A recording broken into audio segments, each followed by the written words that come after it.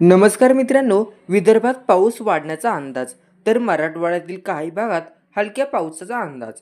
मित्रांनो, आपल्या चॅनलवर तुम्ही नवीन असाल तर चॅनलला सबस्क्राईब करा।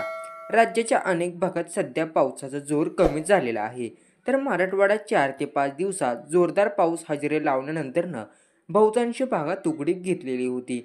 मात्र विदर्भ आणि कोकणात पावसाचा जोर काहीसा अधिक आहे।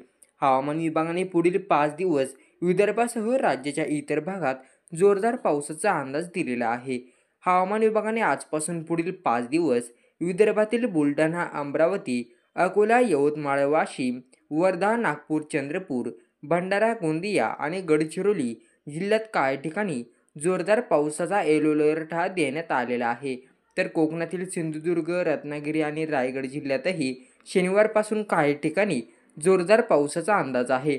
तसेच पुणे आणि सातारा जिल्ह्यातील घाटमाथ्यावरही पुढील 5 दिवस काही ठिकाणी जोरदार पावसाचा अंदाज आहे। 5 दिवस मराठवाड्यातील काही जिल्ह्यांमध्ये पावसाचा अंदाज आहे। आज धाराशिव, लातूर, नांदेड आणि हिंगोली जिल्ह्यात काही ठिकाणी विजांसह पावसाचा अंदाज देण्यात आलेला आहे। तर उद्या जालना, परभणी, हिंगोली या जिल्ह्यात पावसाचा अंदाज आहे। शनिवारी बीड, परभणी, हिंगोली जिल्ह्यात तर रविवारी नांदेड, परभणी आणि हिंगोली जिल्ह्यात काही ठिकाणी विजांसह पावसाची शक्यता वर्तवण्यात येत आहे।